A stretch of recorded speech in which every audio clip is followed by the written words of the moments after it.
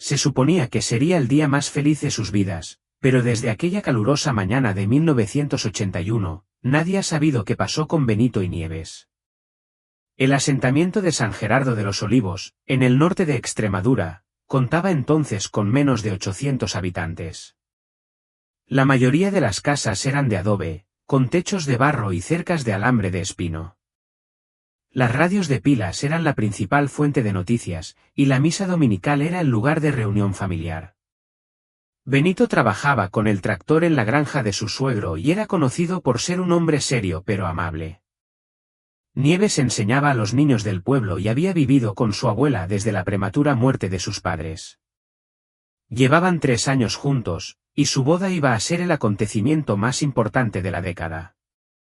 El salón de la iglesia estaba decorado con flores silvestres recolectadas del cerrado, y los bancos estaban cubiertos con telas bordadas a mano por las mujeres de la comunidad.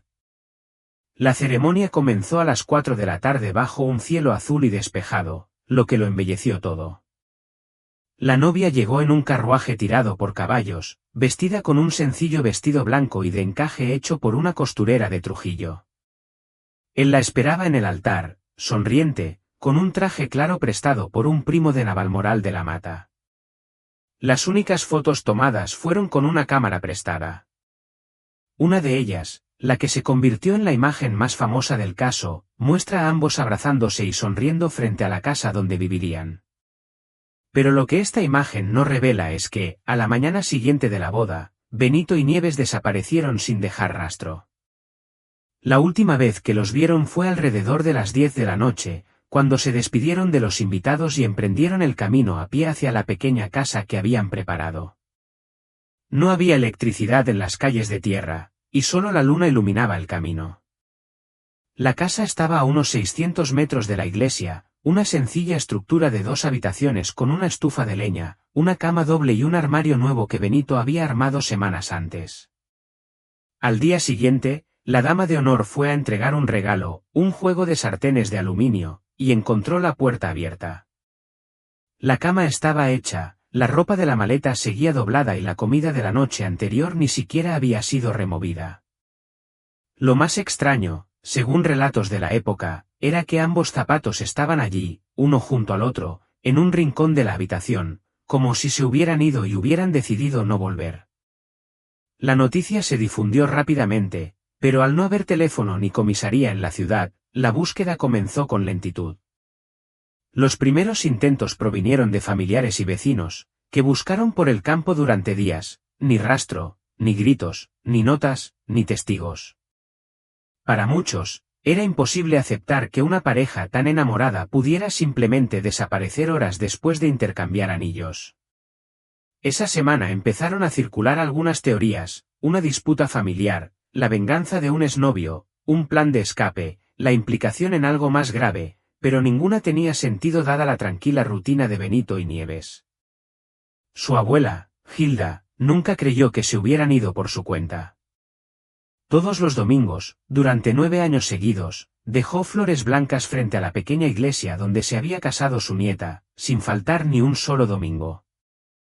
Incluso cuando empezó a olvidar los nombres de los vecinos, aún recordaba la sonrisa de Nieves con el vestido de encaje.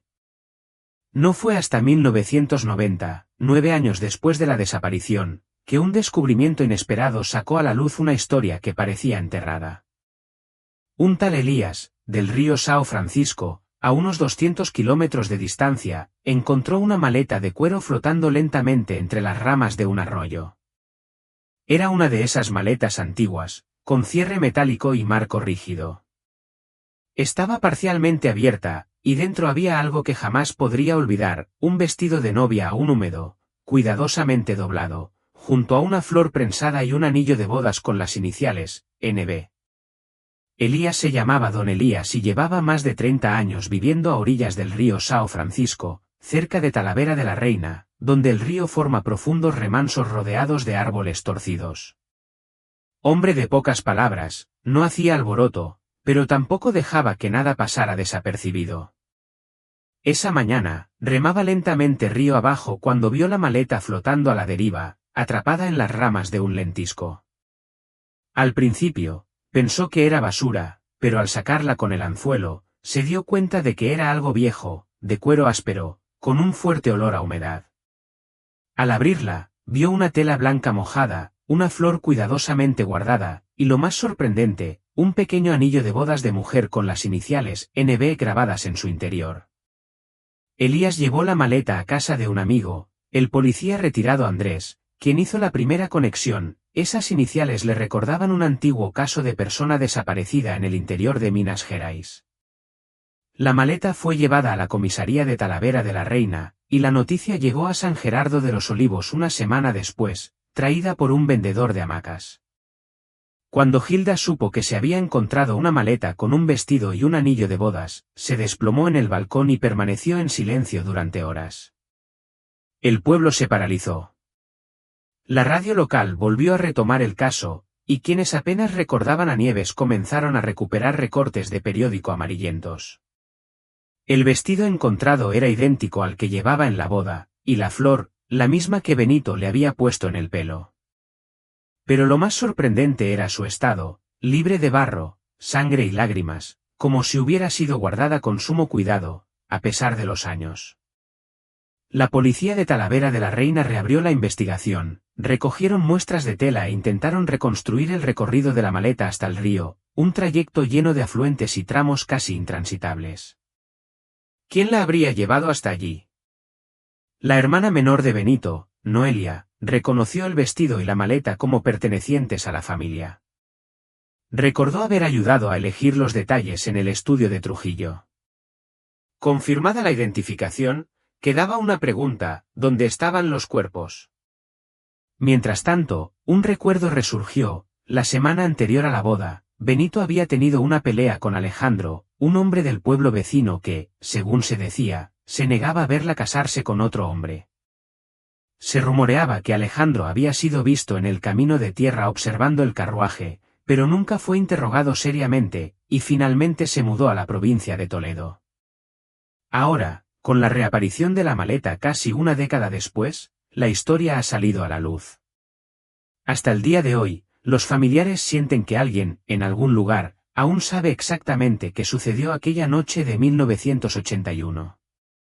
Historias como esta nos recuerdan que el silencio también puede ocultar verdades olvidadas durante años. Si has llegado hasta aquí, sientes el peso de estos silencios, suscríbete al canal para no perderte la continuación de este caso y otros misterios por venir. Ahora, continuemos. La maleta sigue bajo custodia, las repercusiones aumentan y la Policía Civil de Extremadura ha enviado un equipo a San Gerardo de los Olivos para intentar reconstruir los sucesos de aquella noche en que todo cambió para siempre. Sobre el tema, volvió a hablar, recordó y, como era de esperar, temió. En 1981, la investigación, dirigida por un Joaquín inexperto, se detuvo unos meses después por falta de pruebas. Ahora, en 1990, con nuevas técnicas y más recursos, existía la esperanza de que la verdad finalmente saliera a la luz. El equipo comenzó registrando los alrededores de la casa donde Benito y Nieves pasarían su noche de bodas. La propiedad seguía en pie, aunque abandonada y cubierta de maleza. Dentro, el tiempo parecía haberse detenido. Restos del ajuar estaban intactos, manchas de termitas en las paredes y una colcha de ganchillo aún colgaba sobre la cama, como esperando el regreso. Fue allí donde la policía encontró su primera pista concreta. Enterrado detrás de la casa, bajo un trozo de hormigón mal colocado, había un pequeño paquete envuelto en plástico. Dentro había un pañuelo blanco bordado con las iniciales M y un sobre arrugado con una nota. La tinta se había desvanecido, pero con la ayuda de un restaurador, lograron descifrar parte del mensaje. Sabes que nunca lo acepté. Te arrepentirás. Si te ama, que te lo demuestre. En la oscuridad. La ortografía era agresiva, irregular y sugería un tono amenazante.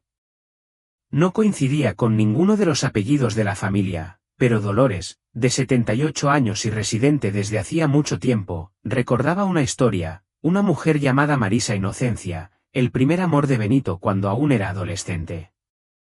Según Dolores, salieron durante 3 años, pero rompieron cuando él decidió trabajar en la granja de su suegro. Marisa, dolida, aparentemente se había mudado al pueblo vecino, y que se supiera, nunca superó la ruptura. Su nombre nunca apareció en la investigación original. Localizar a Marisa en 1990 no fue difícil. Vivía sola en una casa sencilla en Campo de Criptana, conocida por su carácter solitario y amargado.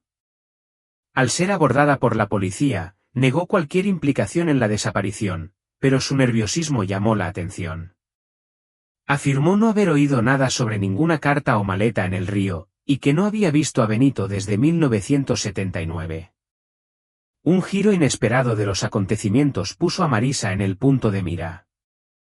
Un ex empleado del registro civil local reveló que, en septiembre de 1981, 3 semanas después de la desaparición de la pareja, una mujer, utilizando documentos a nombre de Ana das Dores, intentó inscribir un matrimonio civil con un hombre no identificado.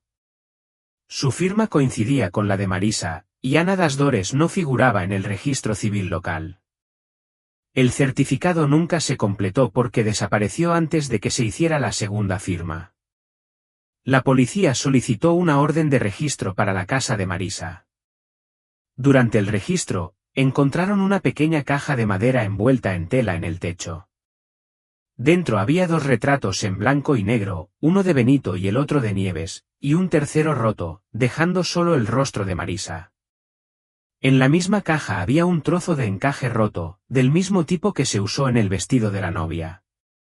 Mientras tanto, en Talavera de la Reina, Elías regresó al lugar donde había encontrado la maleta con la esperanza de encontrar algo más.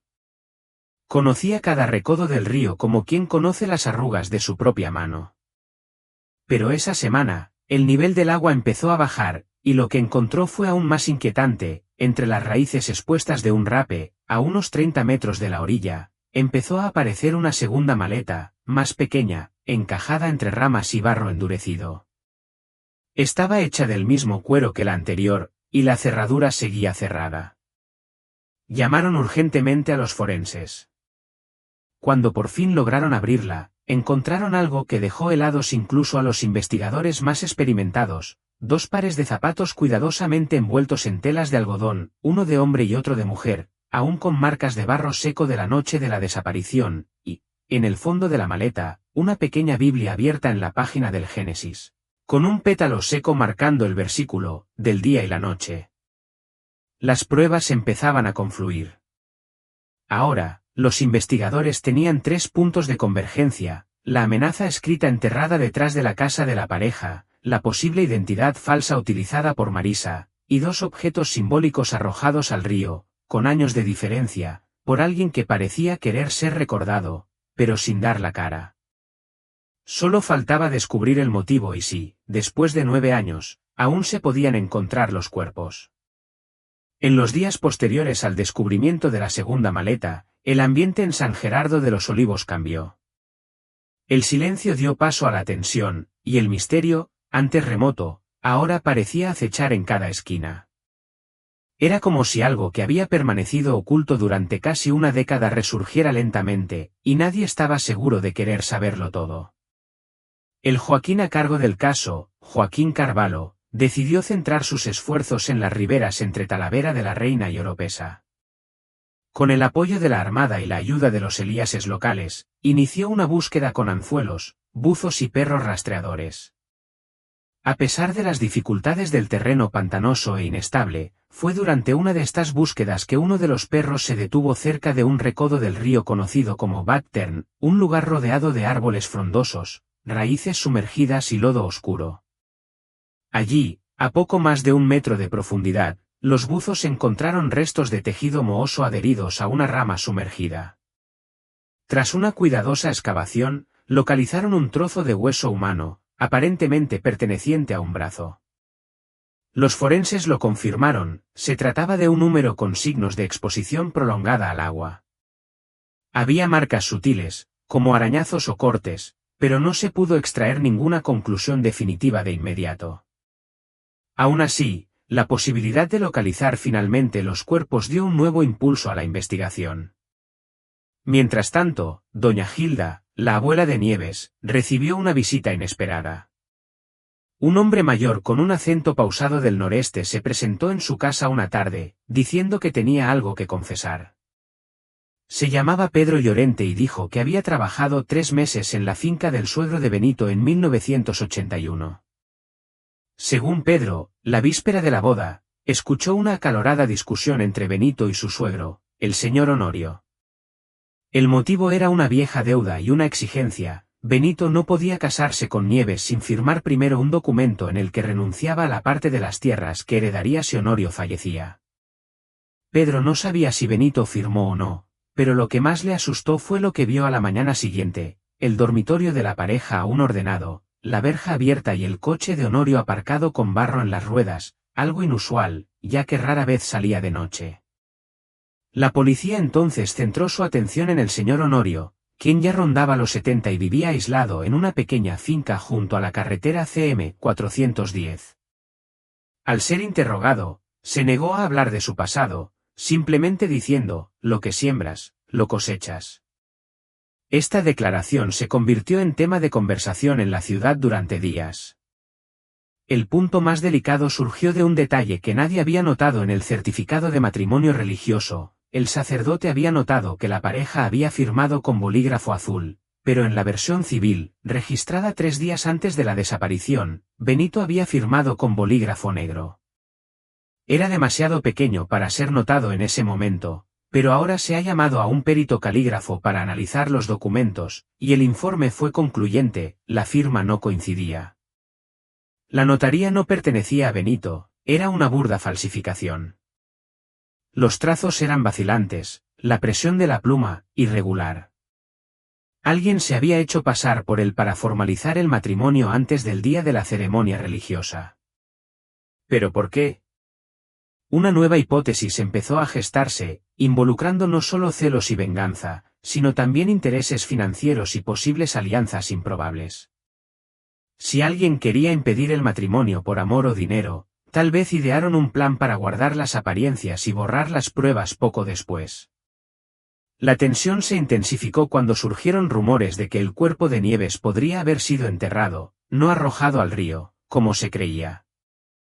Una mujer de 90 años residente en la zona comentó que, a principios de esa semana, observó actividad extraña cerca de un antiguo pozo inutilizado, detrás de la escuela municipal. El lugar había sido clausurado en 1982 por riesgo de derrumbe y nunca se reabrió con la autorización del ayuntamiento. Se llevaron excavadoras al lugar, comenzaron a llegar periodistas y la conmoción se apoderó del pueblo. Al mediodía del martes, una excavadora encontró un hoyo en el fondo del pozo. El silencio que siguió fue absoluto.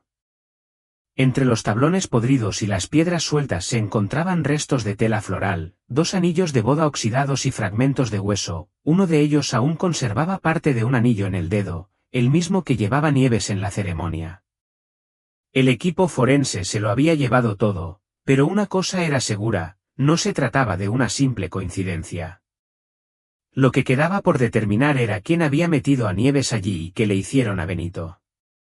Las excavaciones en el antiguo pozo de la escuela revelaron más que huesos y anillos, revivieron con fuerza la sensación de que algo grave había estado oculto ante las narices del pueblo durante casi una década. San Gerardo de los Olivos convivió con el misterio, sin saber que los restos de una de las víctimas yacían a pocos metros de donde los niños jugaban a diario.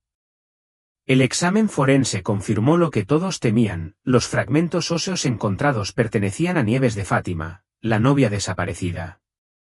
La arcada dental, aún parcialmente conservada, fue identificada por uno de los dentistas del pueblo vecino, quien la había atendido poco antes de la boda.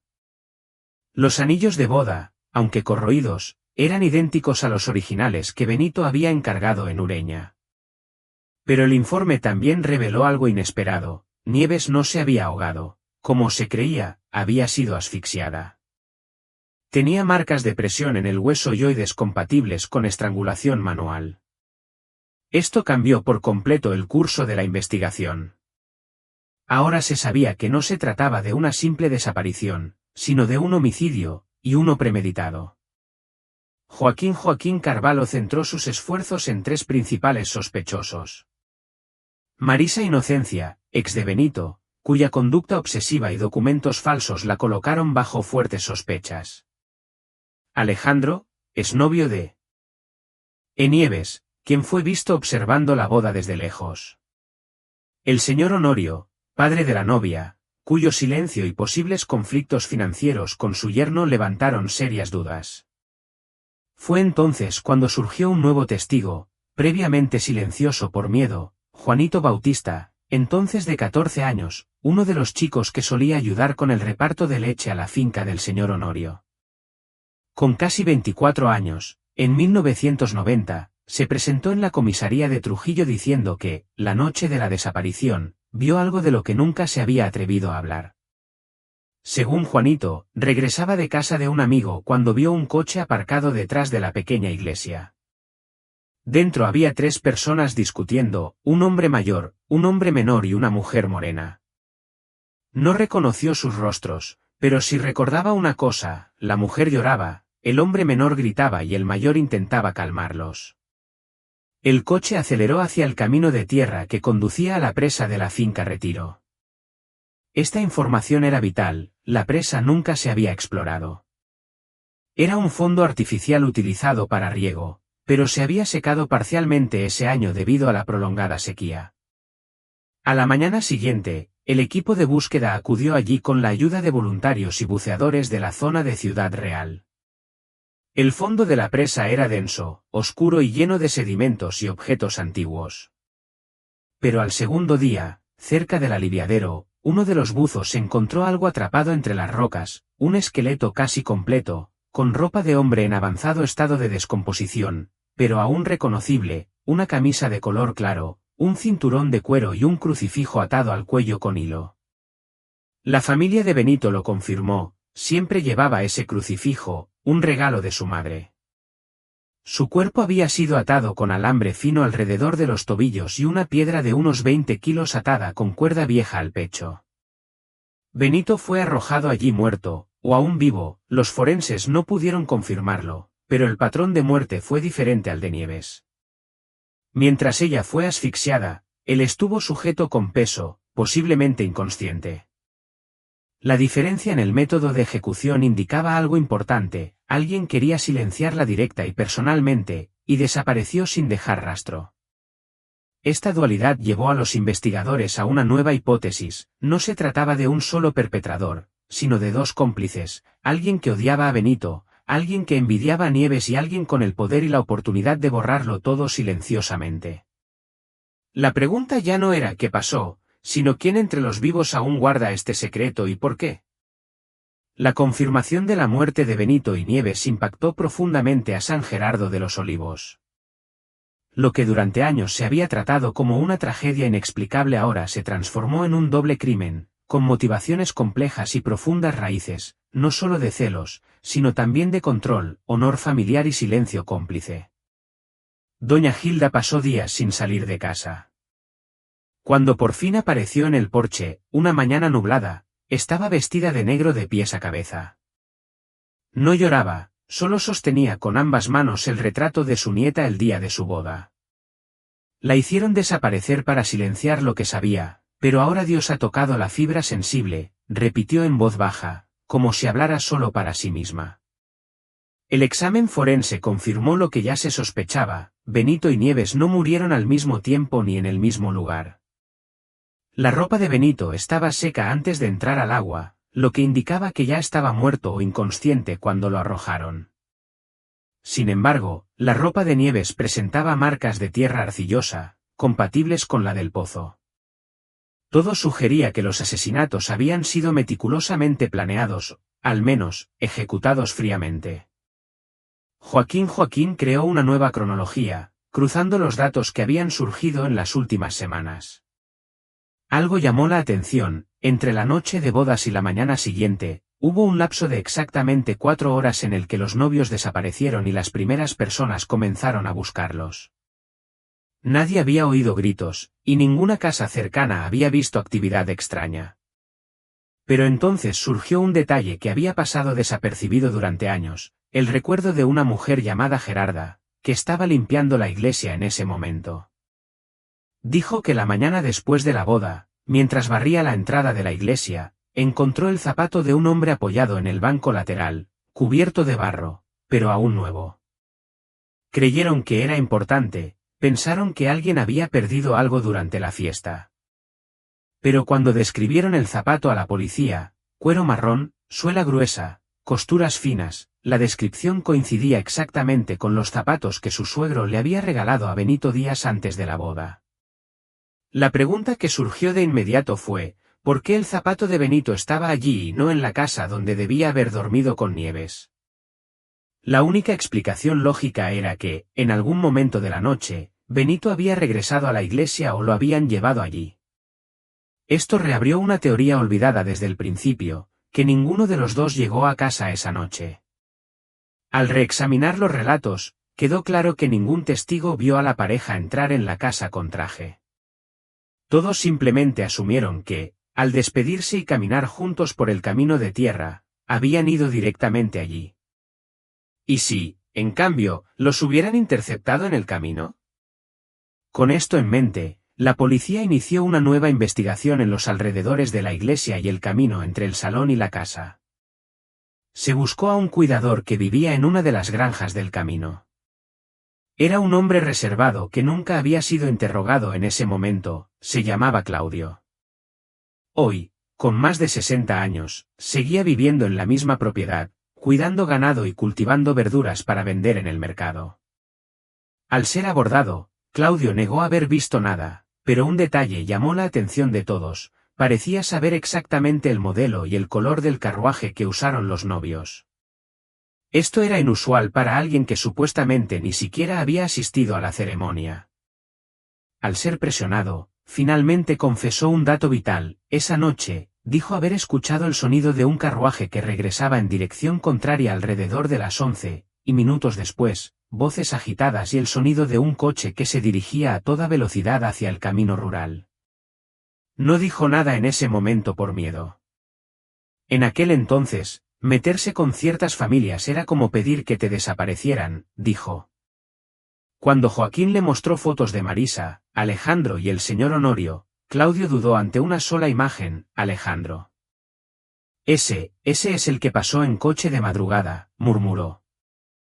Esta declaración puso a Alejandro de nuevo en el centro de la investigación.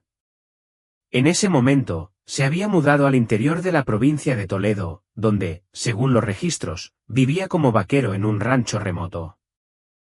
La policía de Minas Gerais contactó al estado vecino. Una semana después, lo localizaron viviendo en una sencilla casa de madera con su esposa y sus 2 hijos pequeños.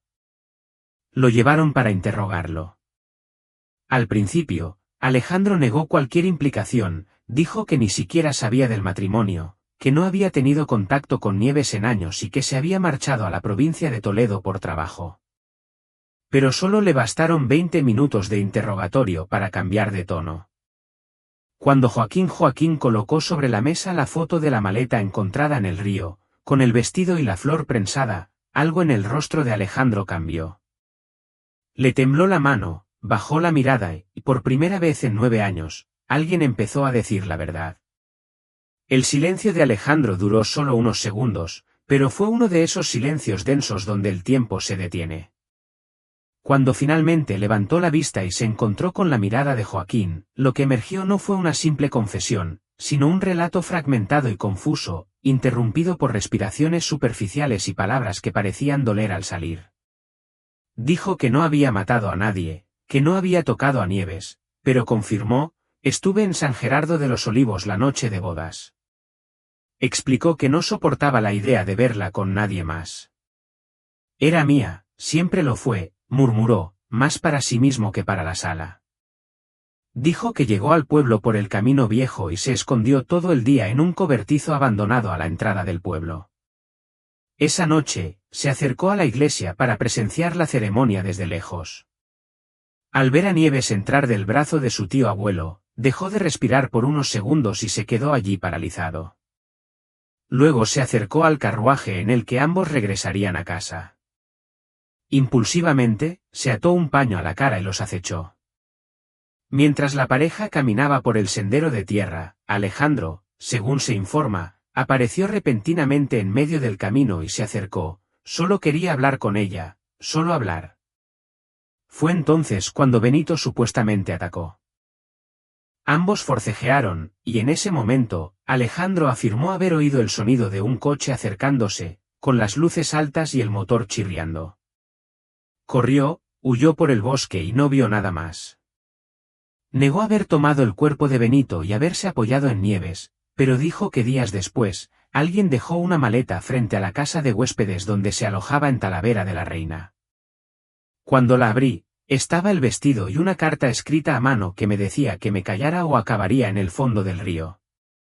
La carta desapareció, dijo que la quemó por miedo, pero conservó la maleta sin saber por qué.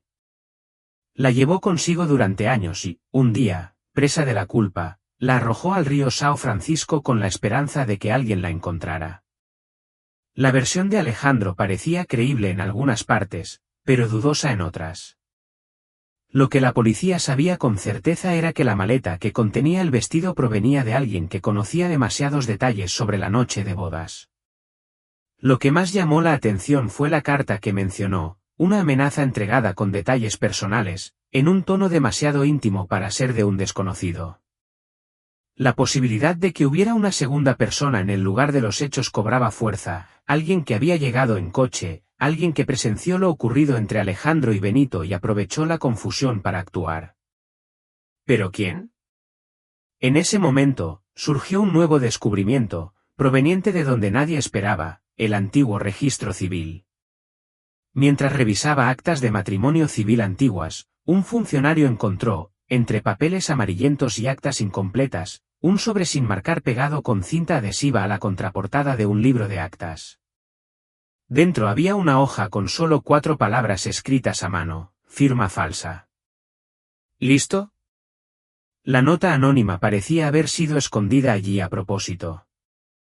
La letra, pulcra y redondeada, era muy similar a la que se encontraba en los cuadernos escolares de la época. Joaquín hizo examinar el papel, y el resultado fue sorprendente. La letra coincidía con el expediente escolar de una sola persona, Noelia, la hermana menor de Benito. Al ser confrontada, Noelia negó su participación. Dijo que quizá la escribió porque oyó a alguien hablar o por miedo, y que ocultó la nota para evitar involucrarse. Pero lo cierto era que Noelia sabía mucho más de lo que había dejado entrever desde el principio. Era la única al tanto del desacuerdo con su suegro y la que había estado con Benito la mañana de la boda, cuando éste reveló que solo firmaría el documento de la herencia después de la ceremonia religiosa, en contra de las exigencias de Honorio. La hipótesis de la policía, a estas alturas, ya estaba formada. Alejandro se acerca a la pareja en la carretera, Benito reacciona y se produce una pelea, se acerca un coche conducido por Honorio, que ya los seguía de lejos, Honorio presencia el revuelo, y en lugar de ayudar, se aprovecha de la situación, Benito es golpeado, posiblemente por su propio suegro, y se lo llevan en el coche. Nieves, en estado de shock, es rápidamente silenciada, estrangulada y enterrada en un pozo. Honorio, para guardar las apariencias, falsifica firmas, manipula al notario y fuerza el silencio a cambio de protección o dinero. La maleta la envía o la planta alguien, quizá Marisa, quizá Noelia, quizá otra persona que sabía demasiado y cayó hasta que el remordimiento pudo más que el miedo. Joaquín estaba a punto de concluir, pero antes de que pudiera interrogar a Honorio por última vez, el anciano desapareció de la casa de campo donde vivía. Lo único que quedaba del cobertizo era una hoja de papel clavada en la puerta de madera. En ella había una frase escrita en letras grandes, como un epitafio torcido: hay cosas que es mejor dejar que mueran con nosotros. Para muchos, su repentina partida fue como una confesión sin palabras. Era el último eslabón vivo capaz de llenar los vacíos restantes, pero en ese momento, parecía decidido a llevarse los secretos consigo. Joaquín ordenó una búsqueda inmediata en los alrededores. Se enviaron helicópteros desde Ciudad Real, perros rastreadores rastrearon la finca, pero el anciano parecía haber desaparecido. No había señales de entrada forzada, ni huellas claras. La única pista era un recibo de combustible encontrado en la cocina, emitido esa misma mañana en una gasolinera de Trujillo, que indicaba que Honorio tenía acceso a dinero, un coche, y probablemente, ayuda. Esto último inquietaba a Joaquín más que cualquier otra cosa. Honorio era un hombre influyente, con conexiones de larga data en varias ciudades del norte de Minas Gerais. No era difícil suponer que alguien pudiera estar encubriendo su fuga, alguien que aún lo veía no como un asesino, sino como una figura de autoridad respetable. Mientras tanto, el equipo forense realizó las pruebas finales a los huesos. El ADN de los cuerpos se cruzó con el de los familiares, y finalmente, la confirmación científica fue completa: Benito y Nieves llevaban muertos desde su noche de bodas. Sin embargo, la causa de su muerte seguía sin ser concluyente. El examen no determinó si presentaba lesiones internas graves antes de la inmersión, pero el peso atado al cuerpo indicaba claramente un intento deliberado de ocultarlo. Los habitantes de São Geraldo reaccionaron como si despertaran de un largo letargo. Durante casi 10 años, habían vivido con el misterio como parte de su vida diaria. Pero ahora, con cada revelación, se reabrió una herida colectiva. Personas antes discretas comenzaron a acudir a la comisaría para compartir pequeños recuerdos, viejas sospechas y chismes que en aquel momento parecían insignificantes.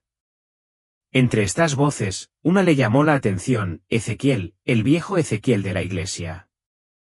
Un hombre delgado y de hablar pausado, tenía poco más de 40 años al momento de su desaparición, y debido a una afección cardíaca, vivía recluido con su hermana. Dijo que la noche de la boda se quedó hasta tarde en la iglesia, guardando los arreglos florales. Alrededor de las 10:30 de la noche, escuchó voces a un lado de la iglesia, una de ellas era femenina, aparentemente suplicante. Salió por el lateral, y a lo lejos, vio un auto estacionado con el capó abierto. 3 personas discutían, una mujer, un hombre más joven y un hombre mayor. La mujer parecía intentar separarlos. Ezequiel no reconoció a nadie, pero recordó un detalle curioso: la mujer llevaba un vestido oscuro con cuello de encaje blanco y un gran collar alrededor del cuello. Un detalle que parecía fortuito hasta que los investigadores revisaron las pocas fotos tomadas en la boda. En una de ellas, minutos antes de la ceremonia, se veía a una mujer entre los invitados al fondo, con exactamente esas características. Vestido oscuro, cuello blanco, gran collar, era Marisa Inocencia. La conclusión fue rápida: había estado en la boda disfrazada entre los invitados, y nadie se había dado cuenta. Esto reforzó la hipótesis de que Marisa sabía lo que iba a pasar, o al menos estaba allí para asegurarse de que todo saliera según lo previsto. Pero cuando la contactaron de nuevo para interrogarla, su casa estaba cerrada por dentro, sin señales de forcejeo, pero tampoco rastro alguno. Los vecinos dijeron haber visto un coche recogerla la madrugada del día anterior, conducido por un hombre con sombrero que apenas salió del vehículo. Era como si, una vez más, los fantasmas de la historia se estuvieran escabullendo. Consciente de que el caso se había vuelto más importante que cualquier otro en su carrera, Joaquín divulgó parte de la información a la prensa, con la esperanza de que la presión pública obligara a los implicados a actuar, a ceder. Funcionó. La semana siguiente, dejaron una carta anónima en el buzón de la comisaría, sin remitente, escrita a máquina en papel amarillento y con una sola firma al final: el que ya no pudo callar.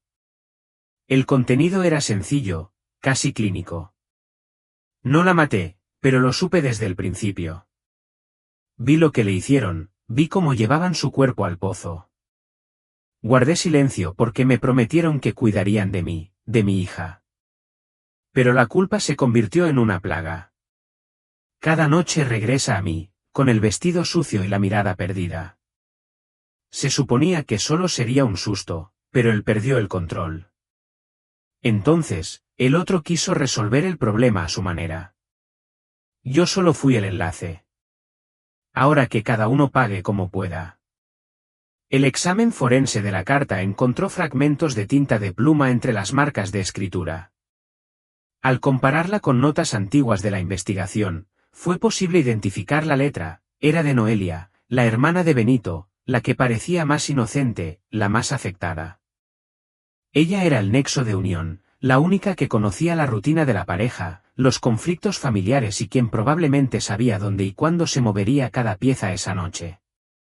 Fue arrestada preventivamente, pero el rompecabezas estaba lejos de resolverse. El arresto de Noelia causó una profunda conmoción en San Gerardo de los Olivos. Era solo la hermana cariñosa, la chica que ayudaba en la misa, la que vendía pan de maíz en el mercado. Pero para Joaquín, ella era ahora la clave perdida, la única testigo viva de todo lo que realmente sucedió la noche del 21 de noviembre de 1981. Al principio, Noelia lo negó. Dijo que la carta no era suya, que le estaban tendiendo una trampa, que jamás le haría daño a su propio hermano.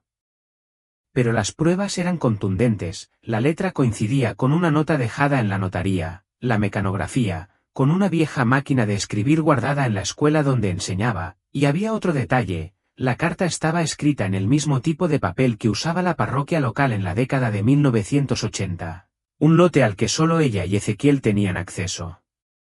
Ante esto, y tras casi 6 horas de silencio en la sala de interrogatorios, Noelia finalmente habló. La confesión no fue sencilla, fue una narración emotiva y dolorosa, como si las palabras hubieran acumulado demasiado peso con el paso de los años.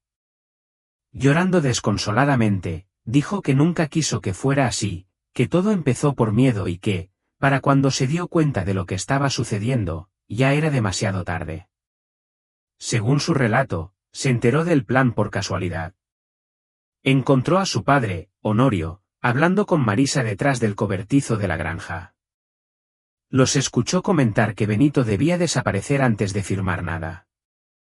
Marisa quería asustarlo, fingir un secuestro y obligar a Benito a cancelar la boda. Honorio lo vio como una oportunidad para librarse de un yerno al que nunca había aceptado. El plan inicial era interceptar a la pareja después de la fiesta y obligarlos a huir. Marisa conduciría el coche y Ginny ayudaría con la distracción. Pero todo se descontroló.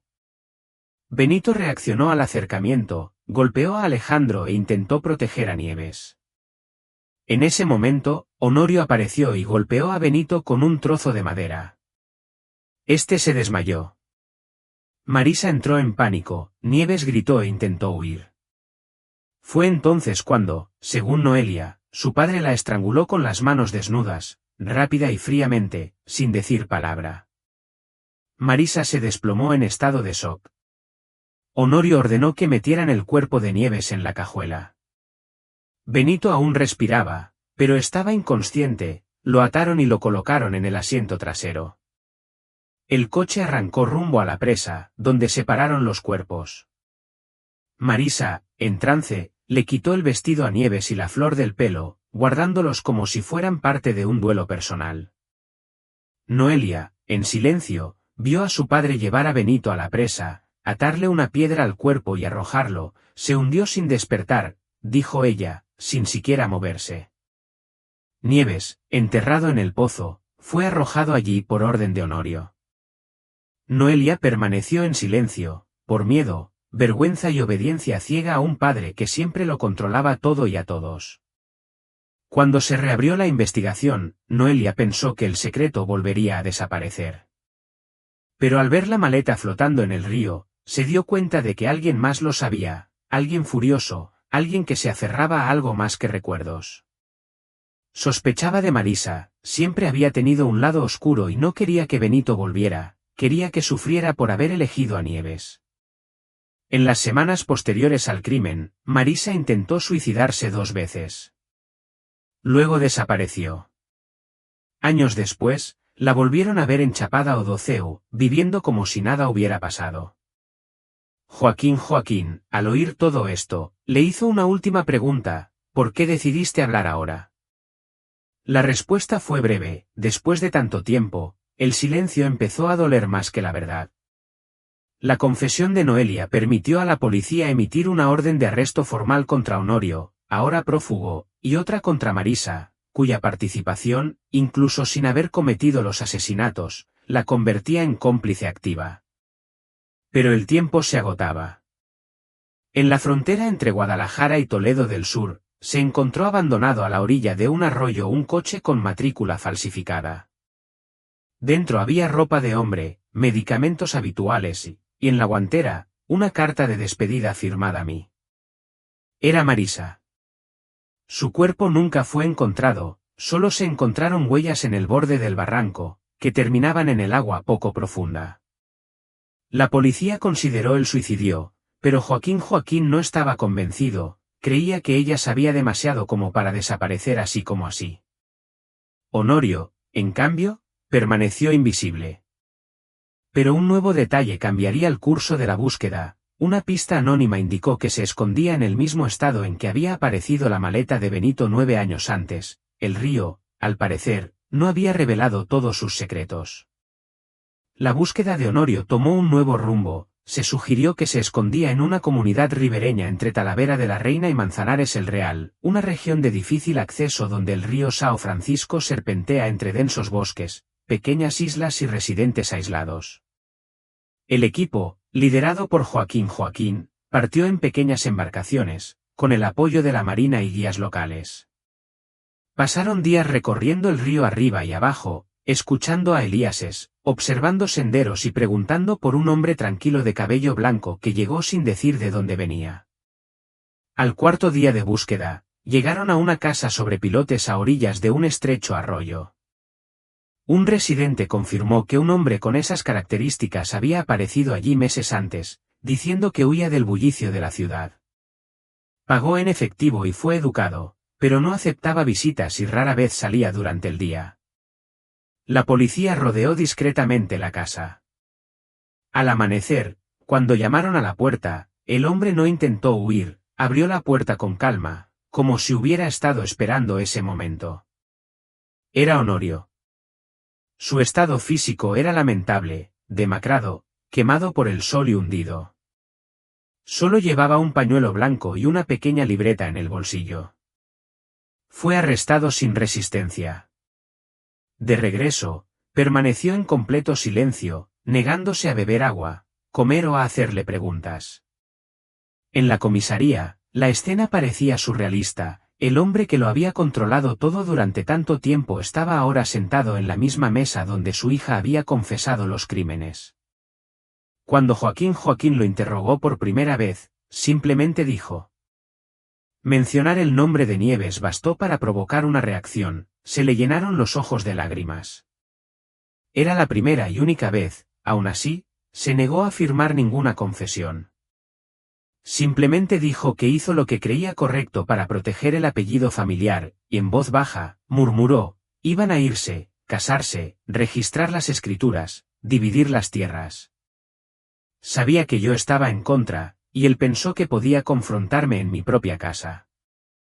Pero vengo de una época en la que la palabra de un padre era ley. Joaquín comprendió entonces lo que había detrás de todo, orgullo, un orgullo antiguo y amargo, arraigado en un modelo de masculinidad anticuado, donde el control se confundía con el honor y el amor con la posesión. Durante el juicio, Noelia prestó otra declaración, esta vez con más serenidad. Dijo que cargaría con la culpa el resto de su vida, pero que ya no soportaba ser cómplice de un crimen que mató a las dos únicas personas que amaba de verdad. Honorio, en cambio, se mantuvo impasible. Negó, hasta el último momento, haber tocado a Nieves. Dijo que murió de miedo. El examen forense ya había demostrado lo contrario, pero él pareció preferir aferrarse a su propia versión. Fue condenado a 32 años de prisión por doble homicidio y ocultación de cadáver. Cumplió los 2 primeros años en Ciudad Real, pero posteriormente fue trasladado a un hospital-prisión, donde pasó la mayor parte del tiempo. Murió poco después por complicaciones respiratorias, sin recibir ni una sola visita. Marisa Inocencia nunca fue encontrada. Algunos creen que se suicidó la noche que dejó su coche en la orilla del arroyo. Otros dicen que escapó con la ayuda de un pariente lejano y vive escondida en algún pueblo del interior de la provincia de Guadalajara, con otro nombre, otro rostro y quizás la misma maleta vacía. Gine, tras cumplir condena por perjurio y omisión de auxilio, regresó a la provincia de Toledo y nunca más se le volvió a ver. Elías, Seu Elías, quien encontró la maleta 9 años después del crimen, ahora tiene su nombre registrado en la plaza principal de São Geraldo. Fue el único que, sin querer, desató un nudo que muchos ya consideraban insalvable.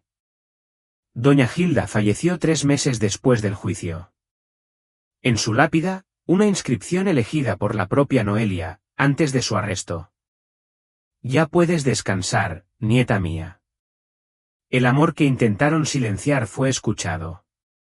Con el caso oficialmente cerrado, la ciudad de San Gerardo de los Olivos intentó lentamente volver a la normalidad.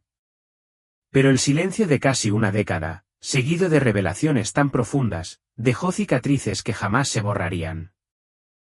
La casa donde habrían vivido Benito y Nieves nunca fue ocupada por nadie más. Sigue en pie, con las ventanas tapiadas y la cerca de alambre torcida, como un homenaje involuntario. De vez en cuando, los residentes dejan flores en la puerta, generalmente los lunes, el día en que Nieves daba clases en la escuela. Un gesto sencillo, pero cargado de significado. El pozo detrás de la escuela donde fue enterrada fue sellado con concreto y se le dio una placa pequeña, discreta y sin nombre con solo 4 palabras. Aquí el silencio gritó. La hermana de Benito, Noelia, fue condenada a 8 años por implicación indirecta y omisión de asistencia. Cumplió 3 años en régimen cerrado y posteriormente fue trasladada a prisión domiciliaria. Hoy vive en un pequeño pueblo de los Montes de Toledo, en una casa que le proporcionó un pariente lejano. Rara vez habla con nadie, pero permitió que un equipo de documentales visitara el lugar una vez al año para mantener viva la historia, no en su nombre, sino en el de los dos que no pudieron contar su propia versión. Uno de estos documentalistas fue quien, en 2005, encontró un viejo cuaderno en una tienda de segunda mano de Trujillo. Era un diario de 1981, con las iniciales MI en la contraportada, páginas rotas, manchas de humedad y letra desordenada, pero con pasajes que coincidían con fechas y detalles de la noche de bodas. Una frase destacaba en el texto. Si no es mío, que no sea de nadie más. La sentencia reforzó lo que la investigación ya había demostrado: Marisa no era solo una testigo, sino un elemento central de la tragedia.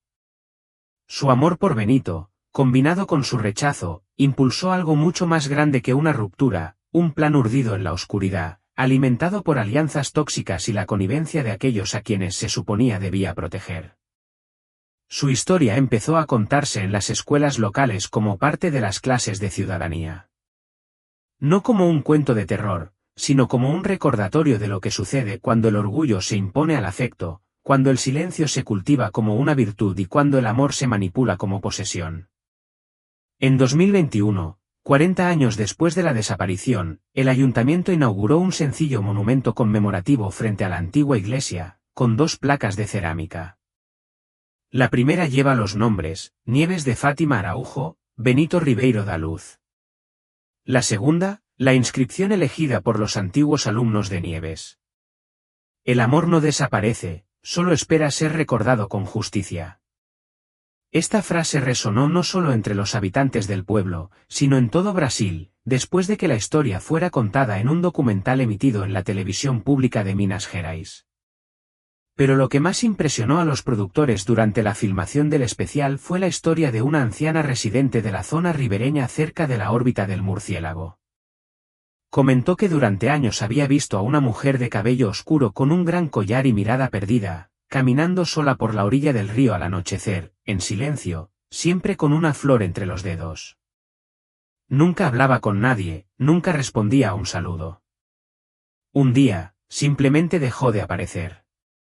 La flor siempre era la misma, una flor rosa. Joaquín, ya jubilado, aún conserva una copia de la foto de boda que le regaló doña Gilda en sus últimos días. El marco es sencillo, de madera oscurecida por el tiempo. Pero en el reverso, pegada con cinta adhesiva, hay una pequeña nota que él mismo escribió. Se merecían otra noche, otro camino. Pero al menos ahora la verdad ha salido a la luz. Al final, lo que quedó no fueron solo las certezas reveladas en informes y confesiones, lo que quedó fue una ciudad transformada. No por el horror de lo sucedido, sino por el poder de la verdad que, incluso reprimida durante años, insistía en emerger. La historia de Benito y Nieves se convirtió en un hito silencioso en San Gerardo de los Olivos. No hay placas turísticas ni películas sensacionalistas, pero hay memoria, hay nombres pronunciados con respeto, y hay una justicia que, aunque tardía, ofreció cierta paz, no completa, pero posible. La maleta encontrada en el río permanece guardada en una vitrina en la pequeña comisaría local. El vestido, ahora seco y cuidadosamente restaurado, fue donado a la escuela donde Nieves enseñaba. Se exhibe tras un cristal, acompañado de dibujos hechos por alumnos actuales, corazones, casas, flores y la frase que más se repite entre ellos. Profesor Nieves, usted no desapareció, regresó.